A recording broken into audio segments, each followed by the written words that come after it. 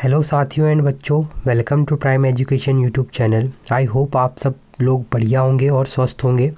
आज के इस वीडियो में हम प्रतिभा पर्व 2021-22 आपका जो 17 जनवरी से लेकर 24 जनवरी के बीच होने वाला है उस पर आधारित कक्षा 8वीं विज्ञान के मॉडल पेपर को देखेंगे कि आपके जो कक्षा 8वीं की जो लर्निंग आउटकम आधारित जो ब्रिज कोर्स की बुक है उस पर जो आपके कौन कौन से इंपॉर्टेंट टॉपिक हैं, कुछ इंपॉर्टेंट जो है क्वेश्चन है जो आपके प्रतिभा पर्व में आ सकते हैं, तो उन सभी क्वेश्चनों को देखेंगे इस वीडियो में।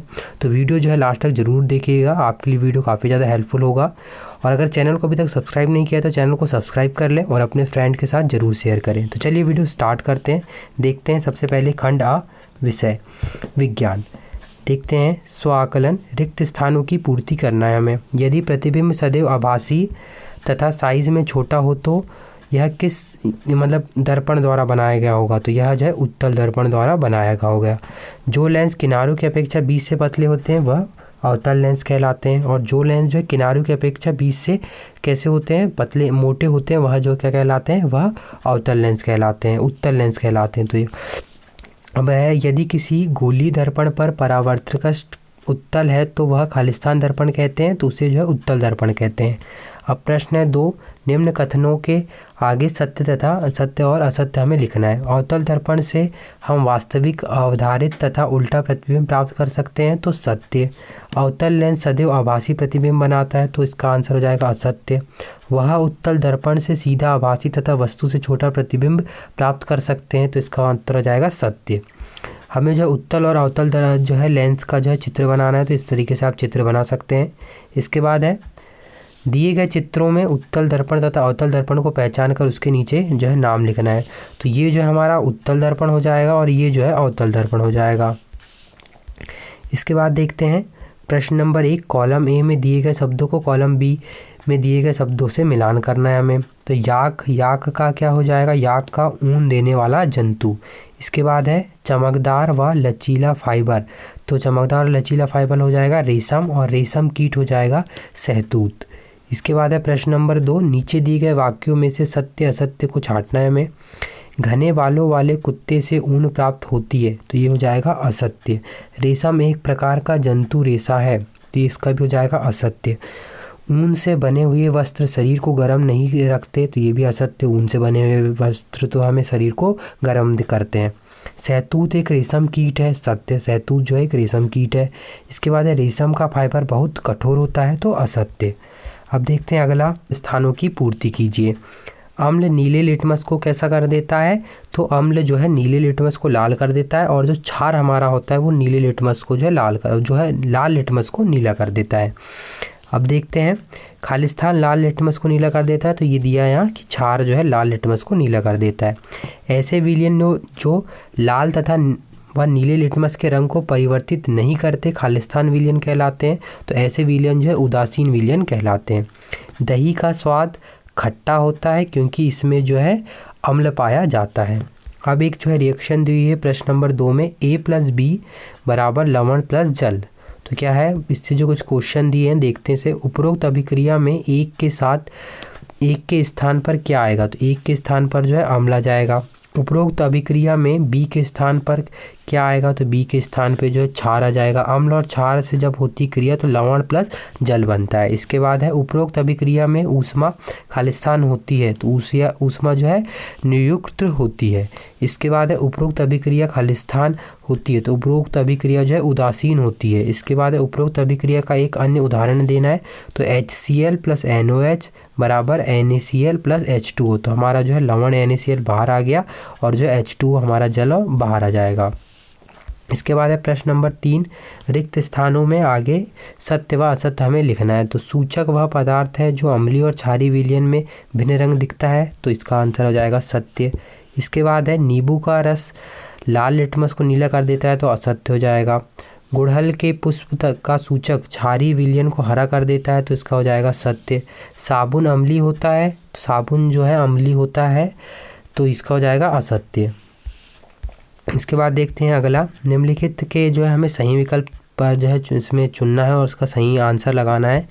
तो इसका है, वसा का पूर्ण रूपेण पाचन जिस अंग से होता है वह क्या कहलाता है, तो वह जो है क्षुद्रांत्र कहलाता है।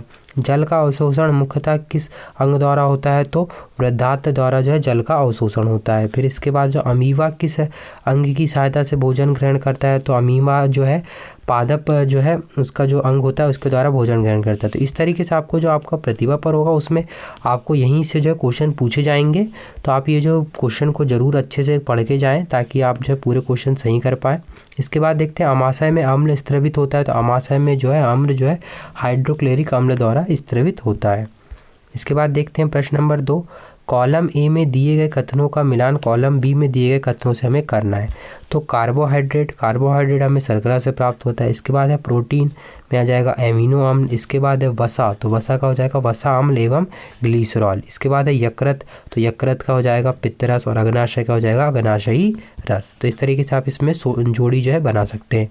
मानव पाचन तंत्र का नामांकित चित्र बनाइए, तो मानो यहाँ आपको पाचन तंत्र का नामांकित चित्र बनाना है। इसके बाद है अमीबा का चित्र बनाइए, तो इस तरीके से आप अमीबा का चित्र जो है बना सकते हैं यहाँ। इसके बाद चलिए देखते हैं आगे स्वआकलन में निम्नलिखित प्रश्नों के आगे जो है उत्तर हमें लेना है, सत्य और असत्य करके उत्तर हमें बताना है। तो लकड़ी के लट्ठे को टुकड़ों में काटना एक रासायनिक परिवर्तन है, तो इसका हो जाएगा सत्य। पत्तियों से खाद का बनना एक भौतिक परिवर्तन है, तो इसका भी हो जाएगा सत्य। लोहा और जंग एक ही पदार्थ है, तो इसका हो जाएगा असत्य। बर्फ़ का जल बनना रासायनिक परिवर्तन है, तो ये हो जाएगा असत्य, क्योंकि बर्फ़ का जल में बनना ये एक जो है भौतिक परिवर्तन है। इसके बाद देखते हैं रिक्त स्थानों की पूर्ति कीजिए। भौतिक परिवर्तन में किसी पदार्थ के खालिस्तान केवल खालिस्तान में गुणों में परिवर्तन होता है, तो इसके जो है क्या हो जाएगा अवस्था में के गुणों में परिवर्तन हो जाता है। ऐसी परिवर्तन जिनमें नए पदार्थ बनते हैं परिवर्तन कहलाते हैं, तो रासायनिक परिवर्तन कहलाते हैं। हमें पता है कि जब भी कोई पदार्थ अगर कोई रासायनिक अभिक्रिया होती है उससे हमेशा एक नया पदार्थ बनता है। जैसे दूध के फटने से दही बनता है, इसी तरीके से जब कोई भी जो है नए पदार्थ बनते हैं तो वहाँ जो है रासायनिक परिवर्तन होता है। अब लोहे में जंग लगना एक रासायनिक परिवर्तन है, क्योंकि जो है उसका रूप जो है बदल जाता है। खींचा हुआ रबर बैंड खालिस्तान परिवर्तन को दर्शाता है, तो खींचा हुआ जो है रबर बैंड जो है भौतिक परिवर्तन को जो है दर्शाता है, क्योंकि अगर आप रबड़ को खींचेंगे तो पुनः अपनी जो है स्थिति में आ जाएगी और इसी को जो है भौतिक परिवर्तन कहा जाता है, तो इसे भौतिक परिवर्तन के रूप में हो जाएगा। इसके बाद देखते हैं प्रश्न नंबर 3, जब CO2 को चूने के पानी में प्रवाहित किया जाता है तो क्या उत्पाद बनता है, तो जब CaCO3 जो यहाँ उत्पाद बनता है। इसके बाद है भौतिक परिवर्तन तथा रासायनिक परिवर्तन में जो अंतर लिखना है हमें, तो भौतिक परिवर्तन जो उत्क्रमणीय होता है तथा रासायनिक परिवर्तन में नए पदार्थ बनते हैं, जैसा मैंने अभी आपको समझाया। अब देखते हैं आगे जो है स्वआकलन सही उत्तर का जो हमें चिन्ह लगाना है बताना है। अमरबेल उदाहरण है, तो अमरबेल जो है यहाँ परजीवी का उदाहरण है। किसी कीटों को पकड़कर अपना आहार बनाने वाले पादप का नाम है, तो जो पेड़ होता है जो कीटों को पकड़कर अपना आहार बनाता है उसे कहते हैं घटपर्णी। अब है प्रश्न नंबर 2, निम्न जो है हमें सत्य असत्य का चयन करना है। प्रकाश संश्लेषण में कार्बन डाइऑक्साइड मुक्त होती है, तो इसका हो जाएगा असत्य।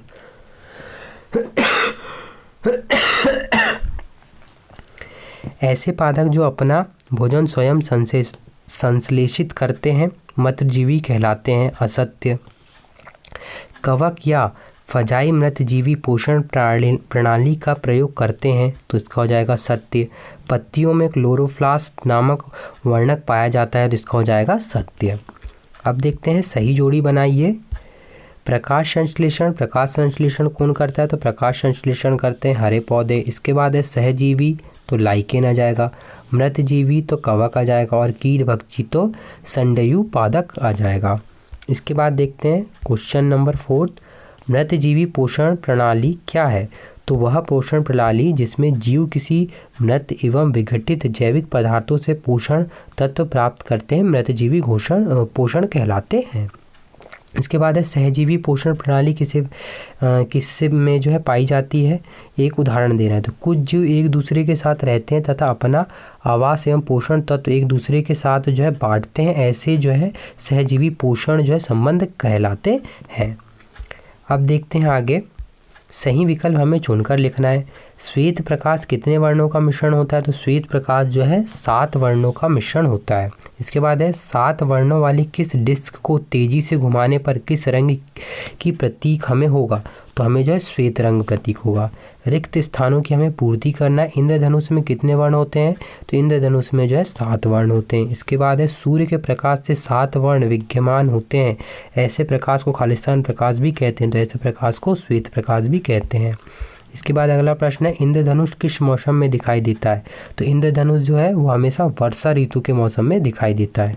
अब इंद्रधनुष का चित्र हमें बनाना, तो आप यहाँ जो एक इंद्रधनुष का चित्र बना सकते हैं। अब देखते हैं आगे, हमें जो है सही जोड़ी बनाना है। तो सही जोड़ी में हमें सबसे पहले जाइलम दिया है, जाइलम हो जाएगा जल का परिवहन। इसके बाद है मूल रोम, तो मूल रोम हो जाएगा जल का अवशोषण।